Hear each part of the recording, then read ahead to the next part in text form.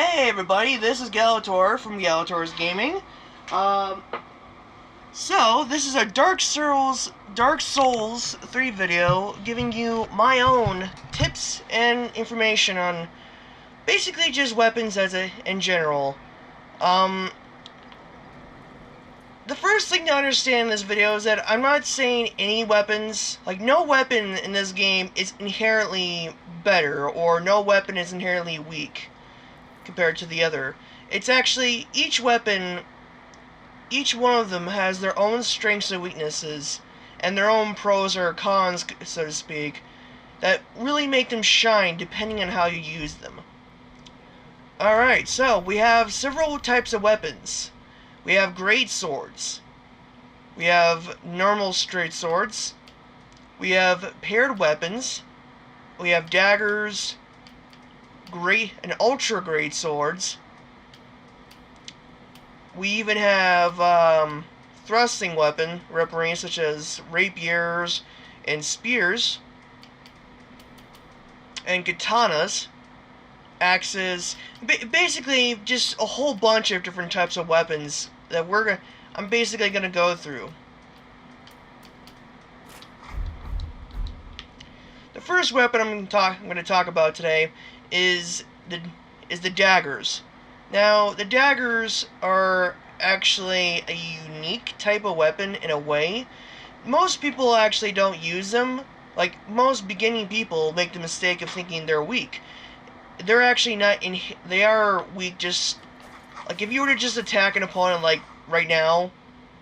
For example, if I was attacking an opponent, like figuratively speaking right now, he wouldn't take much damage compared to a straight sword, because the dagger doesn't do much damage. What a dagger shines in is his critical damage. So, for example, when you parry an opponent... That's odd. So, for example, when you parry an opponent, they are where they, like, allows you to, like, when you parry them and they go into that animation where you're able to stab them, this is where the weapon shines at its best. It's because this weapon has high critical. It does massive damage for critical hits and backstabs. The weapon art allows you to do a little sidestep. This is great for like invasions, and like a strength this weapon has is that, for example, if you're using like heavy armor, you can still use this animation and not be inherently hindered by this.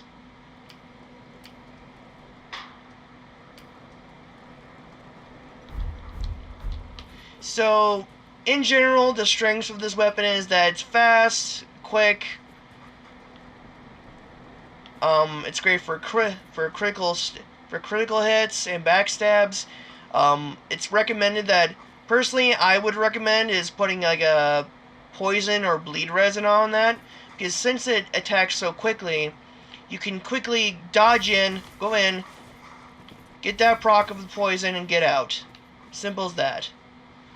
Unfortunately, though, its damage is not really suitable for straight up melee. So the next weapon on the list is the straight swords. Now, the straight swords are actually one of the very most new user-friendly moveset, and also one of the most adaptive. This weapon does moderate damage, not too impressive damage, but a good solid amount of damage. Its moveset is wide, strong, and doesn't really take too much of your stamina.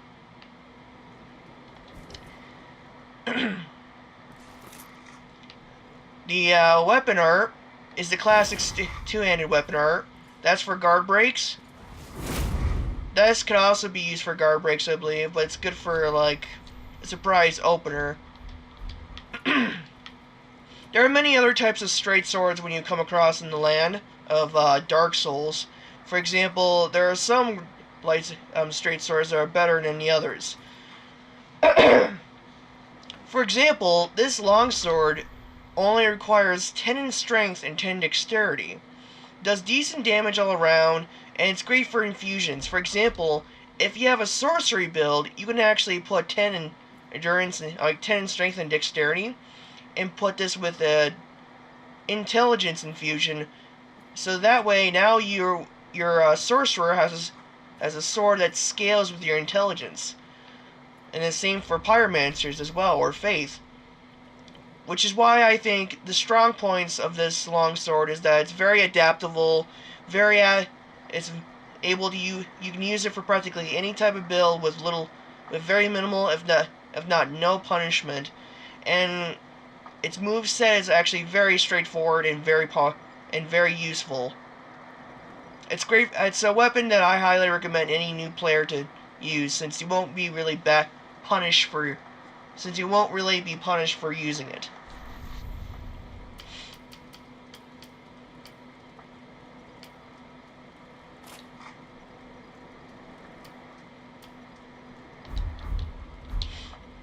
The next weapon type on the list is the great swords.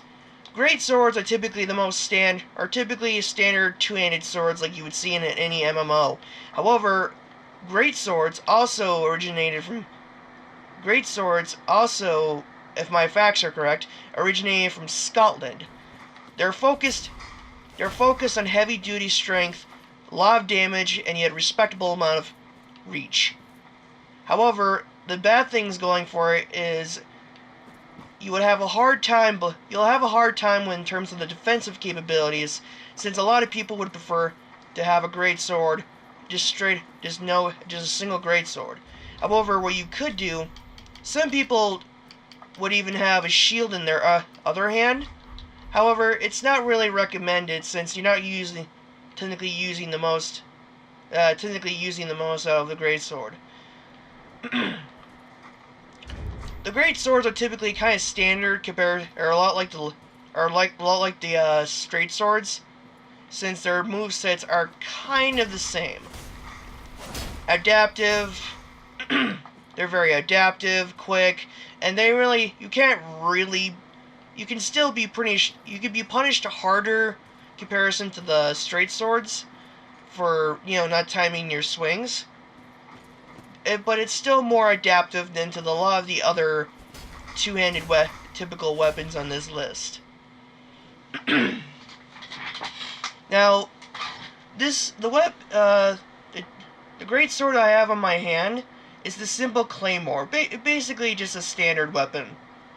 It's not that inherently powerful. There are many other great swords in the game that are much more powerful, and their weapon arts are much more different.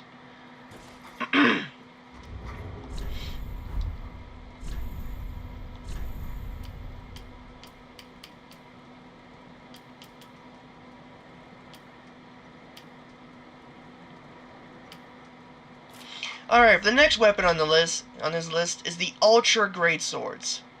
Now, you're probably wondering what's the difference between an Ultra Great Sword and a normal Great Sword. Well, the Ultra Great Sword is a much more bigger weapon compared to an Ultra Great Sword is much more bigger, much more powerful, but also much more demanding and easy to punish compared to the Great Swords. These weapons take a lot of stamina, and they also make you more open to counterattacks.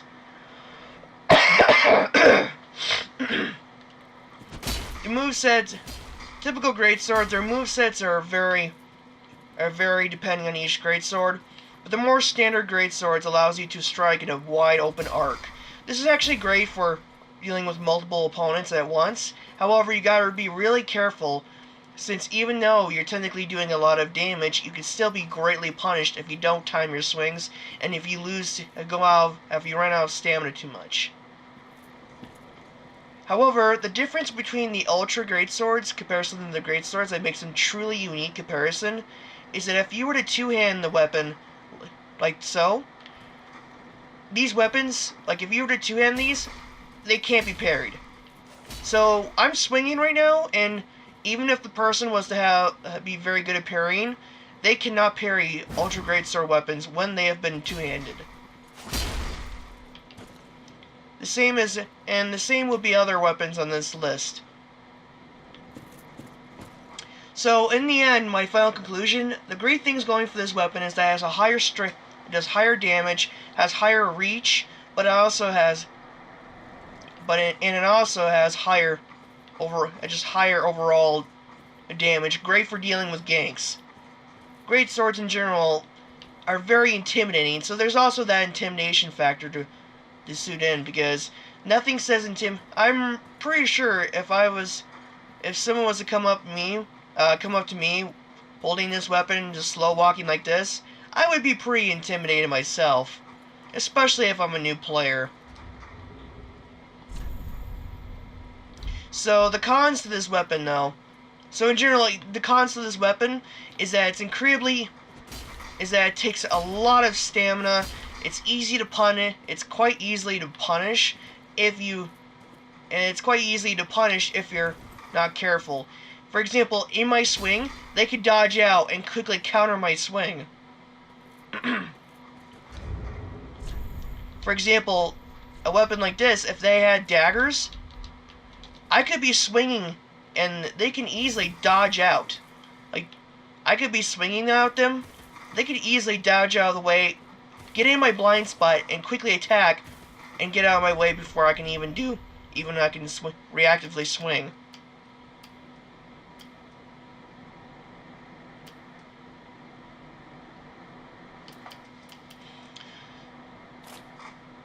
Now, the next weapons on this list is the paired weaponry.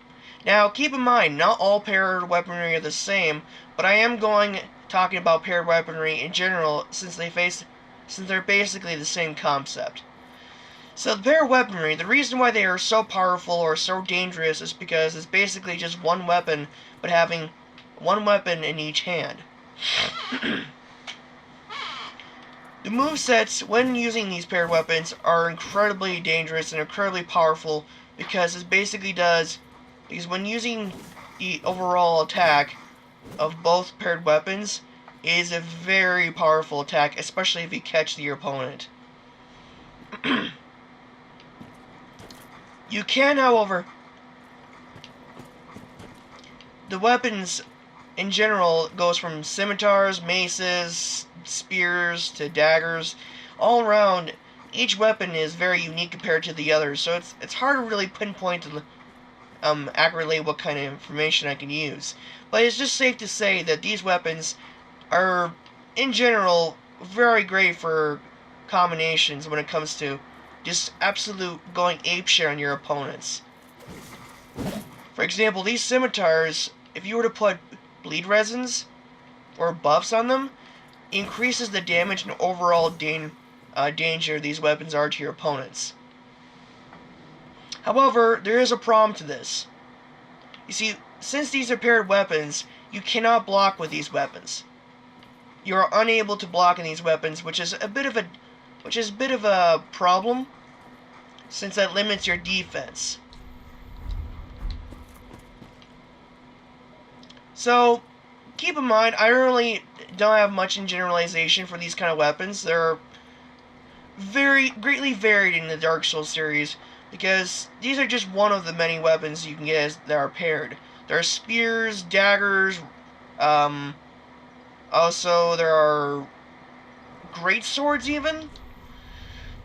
It's a very difficult concept, which is why I was so hesitant to make this video.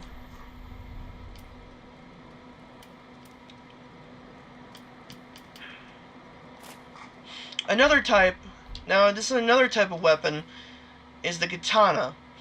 Now, I'm just gonna be perfectly honest with you right here now. I really don't like the katana. Even to me, it just doesn't look aesthetically pleasing, and its movement pools, as a weapon, I don't really find it as good as compared to the longsword, because I'm more of versatility comparison to overall sharpness.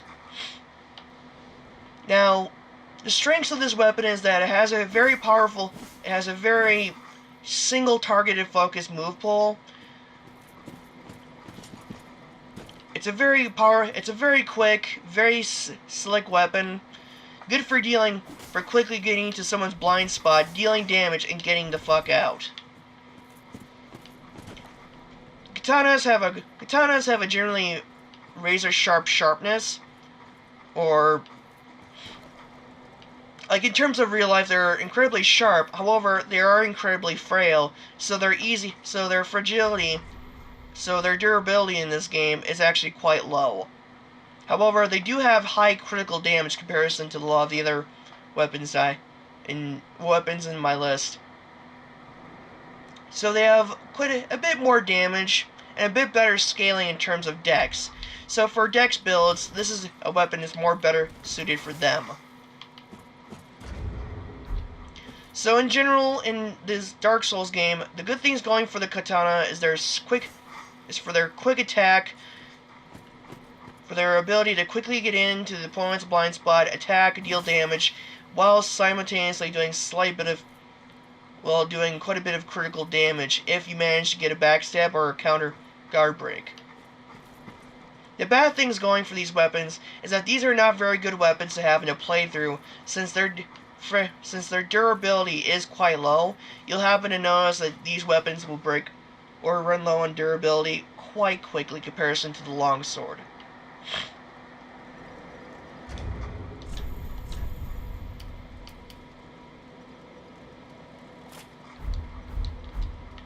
The next weapon on this list is the axes. Now, the axes are actually one of the type of weapons you can actually start out with. There are weapons that deal quite a bit of respectable damage, and they're actually quite more menacing than, say, a longsword. Because I always find that I feel like when I first started out playing Dark Souls, I always was a little more intimidated with someone coming up to me with an axe, with an axe weapon, in comparison to someone coming up with me with a sword. Mainly, that's probably because I saw a lot of Friday the 13th films when I was younger. Don't judge me. But, these weapons actually are kind of like the longswords in a way, since they don't require much stamina to use. However, they do quite a bit more damage compared to the longsword, and this weapon actually have its own variation of a buff, where you release this weird little battle cry, buffing your weapon with this weird little aura. You deal quite a bit more damage. However, it doesn't last for very long, as you can see.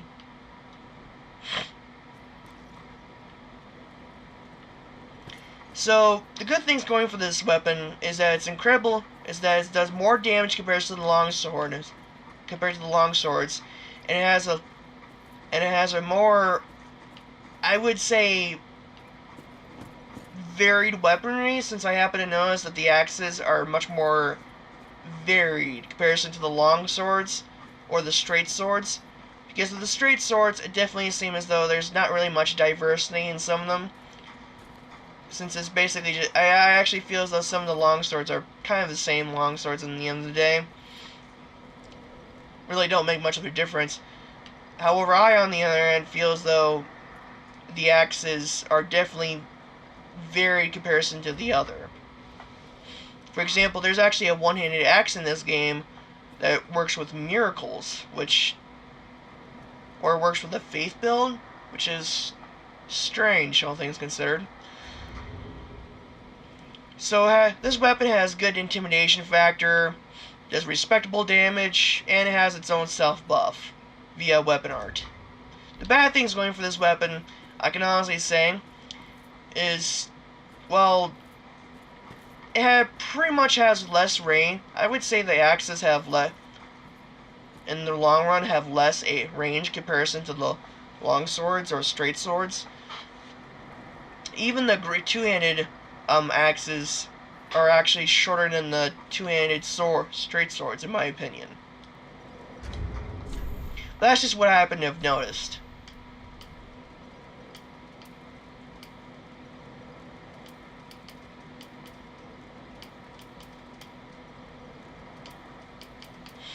Now, the next weapon on this list is the clubs or the weapon type known as hammers.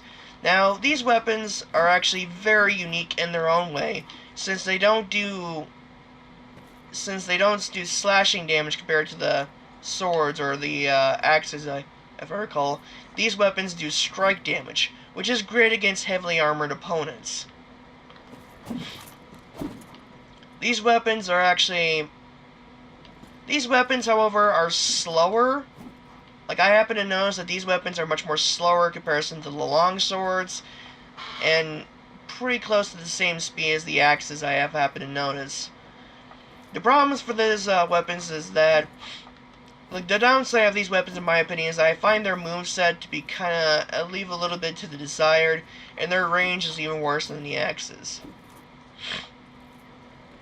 However, they do have quite a bit of versatility in the long run. For example, in the Undead Catacombs, these weapons are actually... This weapon actually saved me going through the Undead Catacombs a lot, because the undead, like the skeletons, one strike of this would make them crumble. So, normally they would be very dangerous if they attack you, but not if you hit them with a mace. Because you can essentially keep hitting them whenever they go into that animation where they crumble, and if you keep doing that, they won't be able to go back. They won't be able to hit you. Now, I'll be honest with you, the hammers is actually one of my least favorite weapon types in this game. I mean, in real life, I practice martial arts, and I actually do like using maces and using any type of weapon I can get my hands on in terms of practicing my martial arts. However, in this game, I definitely feel as though the maces in this game are pretty, or the hammers in this game are pretty, well, bad. Keep in mind, though, there are people out there who are able to use these weapons quite effectively, but I just never had that much success when it comes to my personal playthroughs. You may have better results, but that's just me. Oh, and before I forget, the good things going for this weapon is that it has strike damage, which is good against heavily armored opponents, such, for example, the meme in Dark Souls 1, for example, that meme, the giant dad. This will actually do more damage comparison to a straight sword. Or, for example, people who are using Havel's armor in this game, this will do more damage to them.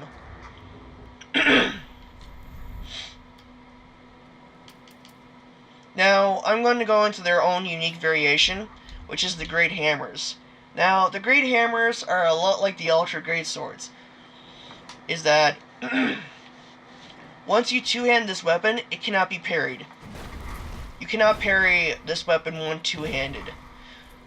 The one thing that makes the Great Hammers, in my opinion, a lot like the axes, is that using the weapon art buffs the weapon. So you got more damage comparison to the Ultra Great Swords. But in my opinion, this is not really.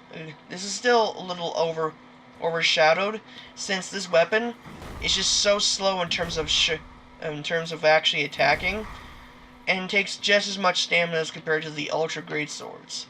And its moveset, in my opinion, is kind of shitty. Sorry about that. Oh, fucking hell. I personally found the Ultra Great Swords better because they have wide sweeping attacks. This is more like a single target crushing attack. So, the good things going for this weapon is that that when two-handed, these weapons cannot be parried, but they can be quite easily punished, a lot like the Ultra Great Swords. The other good thing going for it is okay, so generally the pros and cons, as it is, I'm kind of messing up here because I'm just getting distracted because some relatives. So the pros and cons. The pros is that it cannot be parried when two-handed, does a lot more damage compared to the Ultra Great Swords, and they tend to have, most of them have their own self-buffs, a lot like the axes. The cons to this weapon is the fact that in my opinion, the movesets are kind of garbage. And it takes a lot of stamina, and in general, it just is a lot slower comparison to the Ultra Great Swords. So this weapon is even more easier to punish compared to the Ultra Great Swords. Mainly because your opponent will have a longer window in between that swing to punish you.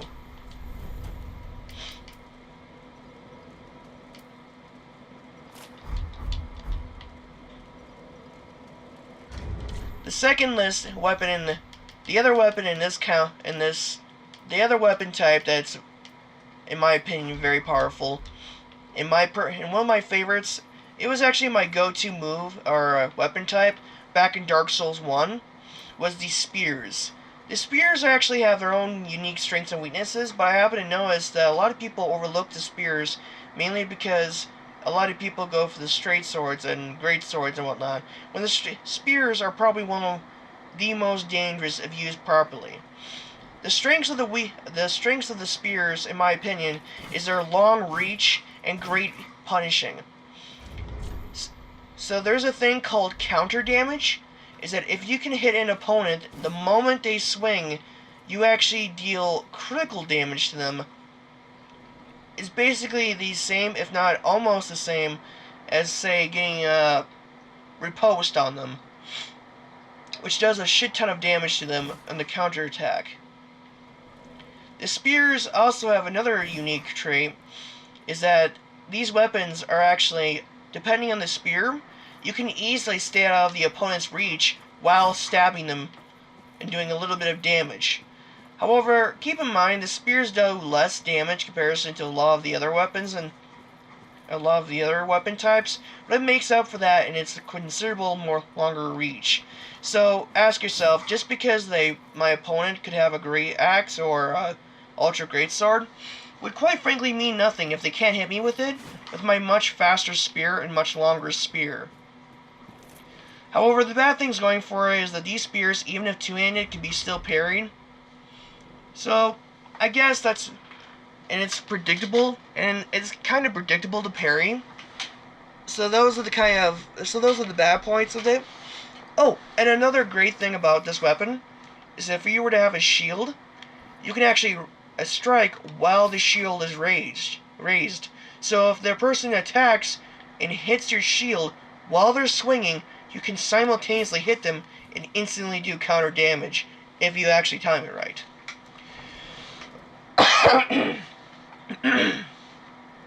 So in general, the pros to this weapon is that it can be used with a shield to simultaneously block an attack for that sweet, sweet critical damage. It's great for keeping your distance attacking and punishing, which would, if used properly, or with a Dark Souls veteran, can easily be used for even the most favored weapons, or the most biggest, strongest weapons, would mean nothing if used properly with this spear. The cons to this weapon is that the spears are easily to predict, meaning they're easy to parry. The problem, and they're not very good against shields since they kind of bounce off shields. Another thing going for this, and the other con for this weapon, in my own opinion, is that, quite frankly, there are very few good spears I happen to notice in this game now. In Dark Souls 1 there were a few good spears, but now in this game there doesn't really seem to be that many good spears.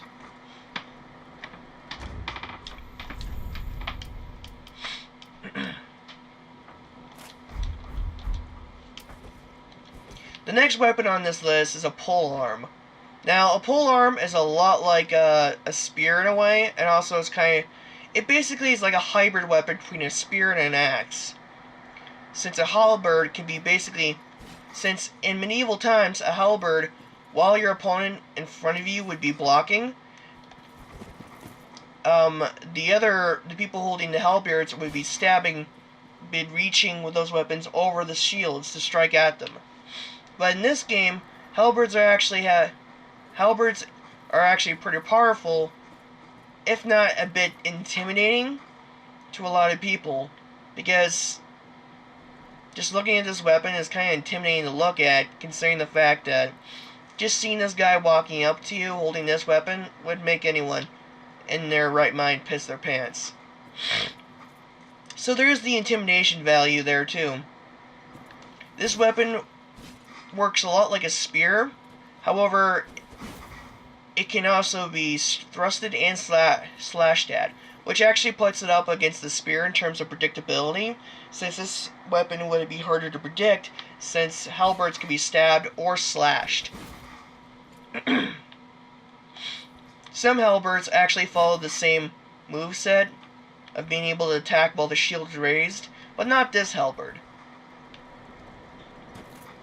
So the pros of this weapon is that it's very intimidating to look at, so you have the psychological effect in terms of this game, or in terms of combat. Another good thing going for it is that it's less predictable, meaning less likely to get parried, and it's quite frankly has a good decent reach comparison to a lot of the other weapons in the list. The bad things going for it is that it does hinder your defenses a little bit, and it does take relative amount of stamina, and it doesn't have nearly as much range as comparison to the spears, and it doesn't really necessarily have as much damage comparison to a lot of other weapons, so it's kind of in the mix. And for your information, for those of you who play Dark Souls 2, in Dark Souls 2, the standard halberd in that game was considered overpowered because it followed the sweet spot mechanic. If you don't know what the sweet spot mechanic, well, it's probably better if you look up other videos for that, since they'll probably be able to go into more in depth about that. Ugh, I'm coughing up a storm.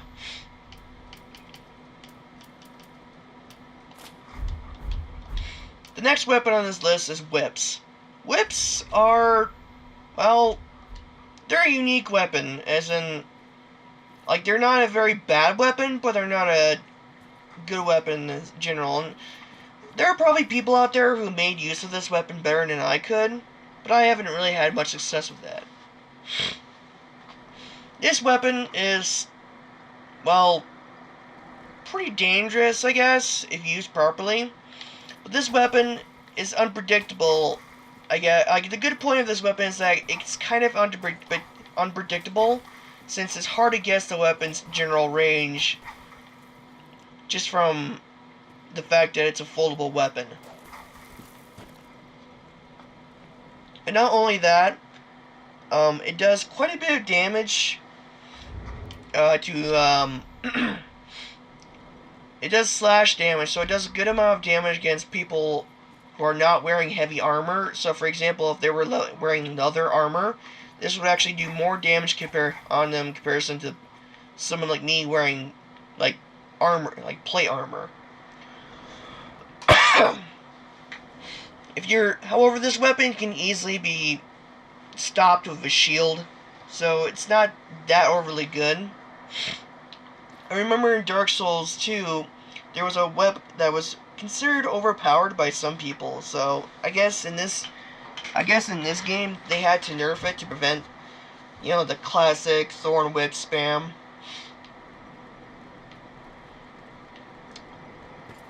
So,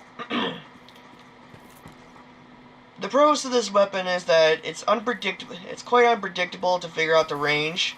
So a lot of the dodgy characters are going to have a hard time dealing with this weapon, since they won't be able to predict the range, or harder comparison to a lot of other veteran players. Oh, why am I coughing so much? Another good thing for this weapon is that it does respectable amount of damage against people who are wearing leather armor, but it's also another pro to this weapon is that if you're playing as a Indiana roleplay build, you can have this weapon. This weapon would suit perfectly. Or if you're playing as what's the name of those things in Lord of the Rings? Balrog. If you were playing as a Balrog build, you can actually put flame buff on it, which would increase the damage and also make this much more intimidating. The bad things for this weapon is that it's against heavily armored opponents, it's actually quite bad against it. And if they're using shields, this weapon will actually bounce right off it. So it's easily walled off against more sturdier opponents.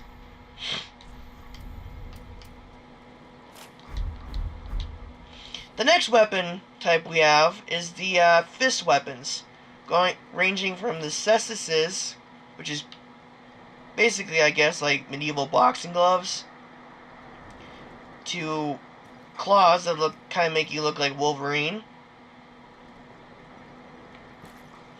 to weird like demon fist things. It's weird in general. So these weapons, they have pitiful range. Like, in my opinion, these weapons certainly seem to have the least range out of any other weapon. However, these weapons are great for, like, stun-locking opponents.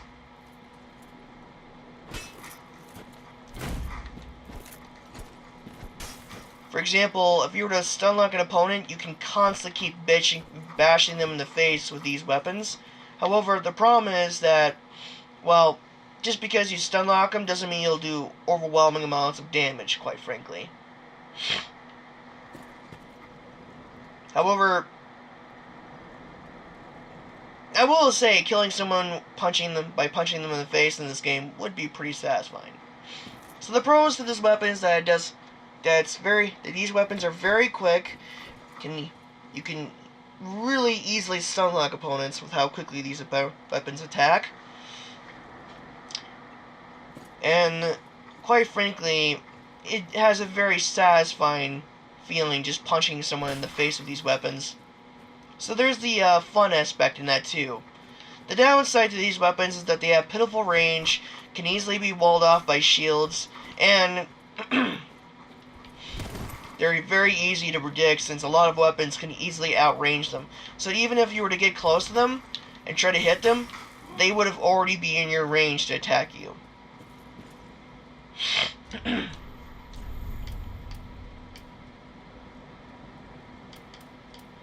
Now, I'm not going to go into range weapons since range weapons in themselves are pretty explanatory,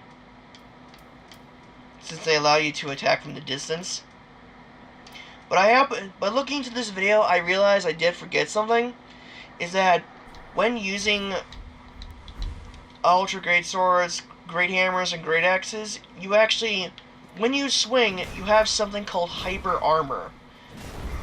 Now, what hyper armor is that it's basically like poise in Dark Souls 1, where it basically makes it so you will, while you're swinging, only while you're swinging, for example, only while I'm swinging, is that I can't be stun locked.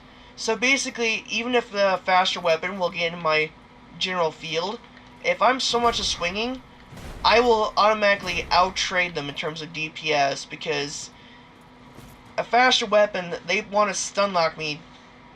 With a bigger weapon like mine, they want to try to stun lock me. However, if I'm using the two-handed weapon right, and implementing that hyper armor, they won't be able to stun lock me, and I'll most likely out-trade them every single time. That's just something I happen to have forgotten to talk about, or say in my video.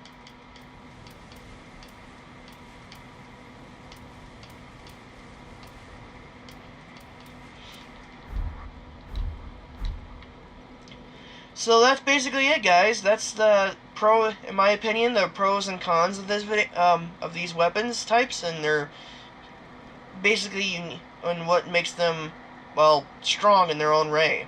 So I hope after watching this video, you guys get a new perspective on the weapons and try out weapons that you thought you would never use, and think and realize, oh, well, I thought this weapon was trash, but if I use it this way, it's actually quite good. That's what I basically wanted to do, is to get some more diversity in the Dark Souls community when it comes to using weaponry. Since more often than not, I happen to come across more than my fair share of people just using this one weapon. Just this one weapon. Only this.